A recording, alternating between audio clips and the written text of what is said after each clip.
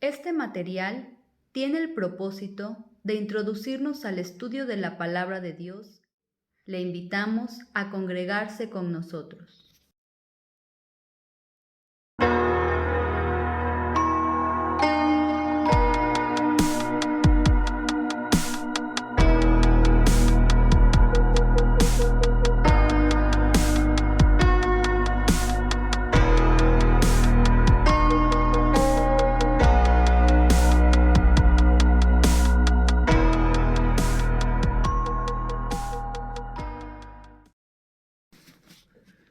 Buenos días, hermanos. Vamos a ver la lección 3 de nuestro cuadernito del Camino Nuevo y Vivo, en el cual una vez más resaltaremos la grandeza de Dios.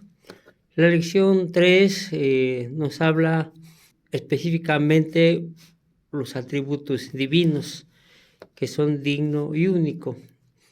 Y la lectura del Salmo 46 nos lleva a pensar en esto. Ahora bien, resaltaremos precisamente estos atributos divinos de Dios. Digno quiere decir distinguido. Por eso en el versículo 10 establece algo importante: enaltecido seré en la tierra, especificando así la dignidad de Dios. Este salmo expresa la confianza y la seguridad en Dios durante el tiempo de inestabilidad e inseguridad. En Dios se encuentran el poder y la capacidad para enfrentarse a las incertidumbres y adversidades de la vida, es decir, las tribulaciones. El amparo al que se refiere en el versículo 1 describe un refugio del peligro, indicando que Dios es la verdadera seguridad del creyente en las tormentas de la vida. Isaías 4:6 también así lo describe y dice: y habrá un abrigo para sombra contra el calor del día, para refugio y escondedero contra el turbión y contra el aguacero. La fortaleza que se describe se refiere a su poder cuando los creyentes combaten a sus enemigos.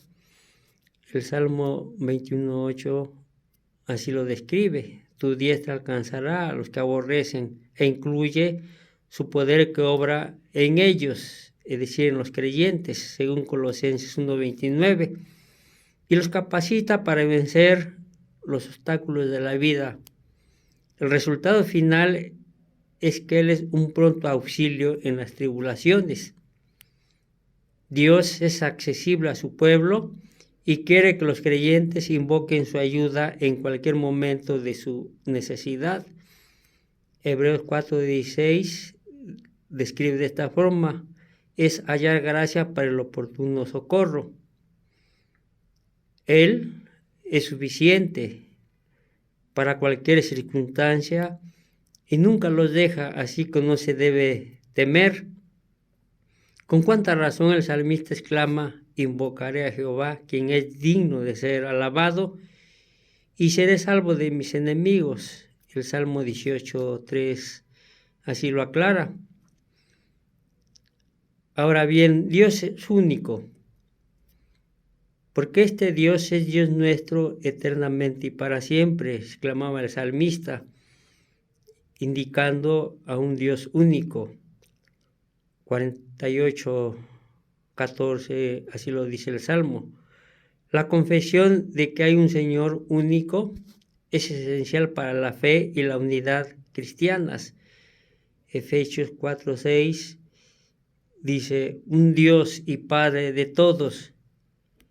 Se describe a este Dios único como el Altísimo, misma distinción que el profeta Isaías también lo menciona, 57:15, porque así dijo el alto y sublime, el que habita en la eternidad, cuyo nombre es el Santo. Pablo describe a un Señor. Significa que la obra de redención de Cristo es perfecta y suficiente, y no se necesita otro redentor o mediador para salvar por completo al creyente.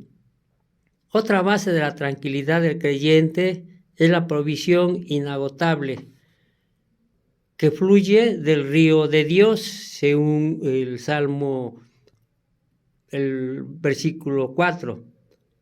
Y en circunstancias adversas tenemos los fieles, la presencia del Espíritu Santo, y es la fuente de la vida y paz. Comentario sacado de la Buena Parte, y Juan 4:13 al 14 lo describe. El río de Dios es el continuo fluir de su gracia y gloria y poder en medio de su pueblo fiel. Ese río puro que da vida fluye del Dios digno y único y constantemente reaviva a los creyentes. Una bendición muy significativa que Jehová de los ejércitos con nosotros, según el versículo 11 de este salmo. La preciosa presencia personal Dios con nosotros, Isaías 7:14, garantiza la seguridad de su pueblo, aunque la tierra sea removida, especificando que esta es una alusión poética a terremotos, por cuanto la tierra y los montes son considerados por los hombres como símbolos de que cuando se estremecen causan generalmente un gran terror. Lo más estable se vuelve inestable. No se debe temer a causa de la trascendental estabilidad de Dios. Por eso es Dios único y digno. Y el Salmo especifica: estad quietos y conocéis que yo soy Dios. Este doble mandamiento de caer en pánico y reconocer su soberanía se dirige probablemente tanto a su nación para consolarla como a todas las demás naciones como advertencia de esta situación. En la asimilación de esta lección, estas preguntas que se nos hacen, y dice la pregunta 1, estad quietos, puede traducirse, según en hebreo, a suéltense, es decir, dejen de aferrarse a las cosas que impiden que exalten a Dios. Por eso se habla de la tierra inestable, para que en esos momentos se exalte a Dios. Y el Salmo 47:1 así lo especifica.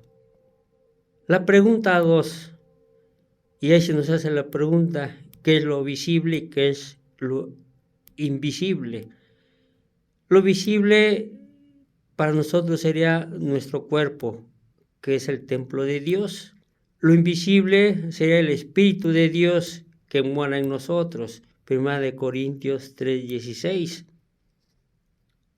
La pregunta 3 se nos hace referencia a algo que es muy sobresaliente, exaltar, es decir, engrandecer, en este caso a la soberana persona de Dios, según el Salmo 118:28.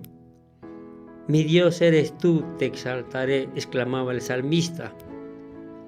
La palabra enaltecer es elevar o es subir. El Salmo 148:13 lo especifica, porque solo su nombre es enaltecido, refiriéndose al Dios único y verdadero. Aclamar nos lleva a pensar en algo importante, el Salmo 4:1, y ahí se nos invita a aclamar a Dios con júbilo, es decir, alábenlo. Y la pregunta 4 nos lleva a pensar en algo importantísimo. Conocer y saber que Dios es mi amparo, fortaleza y refugio, me tendrá que motivar a exclamar que Él es digno y único de mi adoración y alabanza. Amén.